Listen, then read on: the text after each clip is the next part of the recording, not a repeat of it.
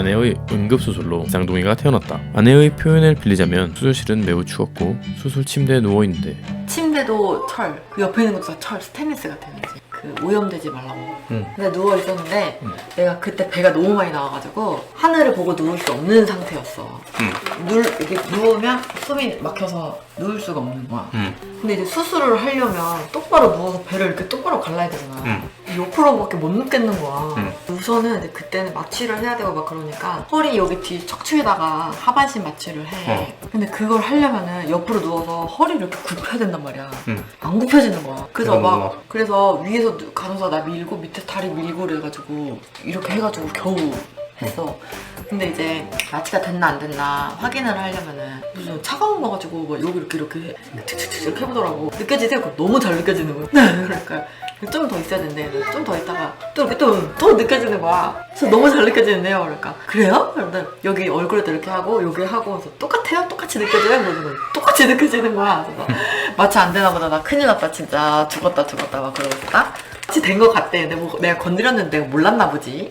아이고 엄마 고생했어 하며 교수님이 들어오셨고 마취를 하고 쓱싹슉 하니까 다리에 따뜻한 물이 쏴악 하고 느껴지기 시작했다고 한다. 옆으로 누워서 있어. 옆으로 누워서 누운 상태에서 그냥 배를 가르고 그러니까 이제 다리가 이렇게 돼 있고 애기가 이제 여기서 이렇게 나오는 거야. 배를 갈랐어. 가르는 게 느껴져. 아프지 않을 뿐이지 느껴져. 이제 피가 막 이렇게 지나가는 게 보여. 내 피야 이제 이게 나온다 너무 무서운 거야. 근데 무서울 틈도 없어. 쑥 나오더라? 뭐가? 교수님 이제 나와요 이러고 그 축 뭐가 근데 허벅지가 이렇게 돼 있으니까 꺼내면 여기로 떨어질 거 아니야. 근데 떨어지진 않았겠지. 뭐 양수 같은 게 같이 나왔겠지. 뭐가 여기가 확 따뜻한 거야 다리가. 그래서 와 나왔다. 애가 안 울어. 아니 왜 영화나 드라마에선 아기가 태어나면 우는 소리가 바로 들리잖아. 그때 아무 소리가 안 들리는 거야. 그래서 교수님한테 물어봤어. 교수님 왜 안 울어요? 애가 왜 안 울어요? 막 그러니까 엄마 애가 나오자마자 우나 좀 기다려봐. 그 후로 아내는 사르르 잠이 왔다고 한다. 선생님 졸려요. 엄마 좀 자. 그렇게 기억이 끊겼고 일어나 보니 중환자실에 누워 있었다고 한다. 이제 아빠의 시점. 아내가 수술실에 들어가고 혼자 수술 대기실에 남았다. 약 10시쯤 들어갔는데 나는 최소한 1시간에서 2시간은 걸릴 줄 알았다. 그런데 약 30분 후 누군가 나를 불렀다. 나의 생산모 보호자분!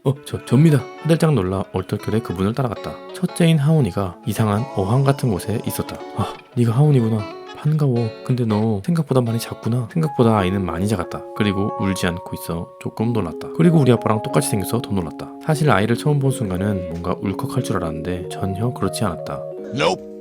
너무 당황스러워서 아무 생각이 들지 않았다.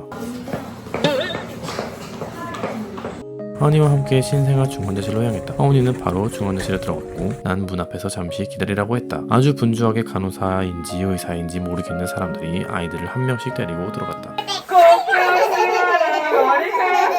자세히 보고 싶었지만 엄청 빠르게 나를 지나가 버렸다. 밖에서 약 30분 정도 기다리니 나이생 산모 보호자분 들어오세요 라며 나를 들어오라고 했다. 인큐베이터에 아이들 모두 잘 들어갔고 아이들의 상태와 몸무게를 알려줬다. 아이들의 몸무게는 각각 1.3, 1.5, 1.6, 1.8로 모두 1kg대였다. 그리고 면회 시간과 면회 방법을 알려주었다. 신생아 중환자실은 여러 개의 방으로 이루어져 있다. 몇 개인지 정확히 기억나진 않지만 A방, B방, C방, D방, E방 이렇게 여러 방이 있었다. 같은 형제라고 해서 아이들을 같은 방에 넣지 않는다. 내가 처음 갔을 때는 A방에 둘, B방에 하나, C방에 하나 이렇게 아이들이 있었다. 자세한 이유는 알 수 없지만 뭔가 병원만의 이유가 있는 듯하다. 간호사분은 나에게 서명이 필요하니 이쪽으로 오라고 했고 난 필요한 서명을 4번씩 했다. 그러려고 그랬는데 이렇게 하면 어떻게 그려. 아이 진짜. 그렇게 내가 해야 할 일들을 모두 끝내고 나서야 아이들을 제대로 볼 수 있었다. 산모가 제왕절개를 하면 며칠 동안은 회복하기 위해 밖을 나갈 수 없다. 그래서 아내에게 보여줄 생각으로 열심히 아이들을 촬영했다. 그렇게 아이들과 정신없는 인사를 마치고 문득 생각했다. 아 맞다. 아내는 지금 어딨지? 그때 아내가 중환자실에 있다는 문자를 봤다. 중환자실? 뭔가 이상함을 느꼈지만 아무래도 수술을 했으니 중환자실에서 치료 중이거나 회복 중이거나 라고 생각하며 중환자실로 향했다. 중환자실에 들어가니 의식이 없는 상태로 아내가 침대에 누워 있었고 교수님과 의사분들이 분주하게 아내를 수혈하는 모습을 봤다. 교수님은 아내가 출혈이 멈추지 않는다며 계속 수혈을 하고 있으니 조금 지켜보자고 했다. 의사들의 표정이 좋지 않았다. 괜찮은 거죠? 라고 묻고 싶었지만 물어보지 못했다. 아니라고 할까봐 무서웠다. 그때 중환자실에서 나에게 필요한 물품들을 사와달라고 했다. 바닥에 까는 기저귀, 물컵 등 필요한 물품을 사오고 아내 옆에서 아내를 지켜봤다. 그렇게 약 1시간 정도 계속 수혈을 했다. 오빠는 병실에 들어가 있어. 여기 꼭 안 있어도 돼. 교수님은 나에게 병실에 가 있으라고 했다. 그렇게 나는 병실로 돌아와 아내가 깨어나면 보여주기 위해 아이들을 촬영한 영상을 편집했다. 아내가 무사할 거다라고 생각했지만 너무 무서워서 베개를 끌어안고 울었다.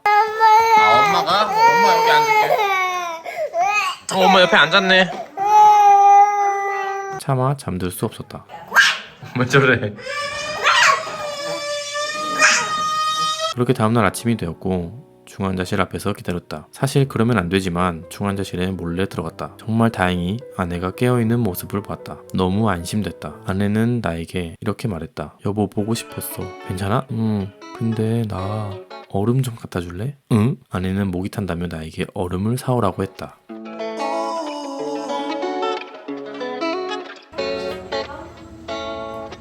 Mami, ¿qué más?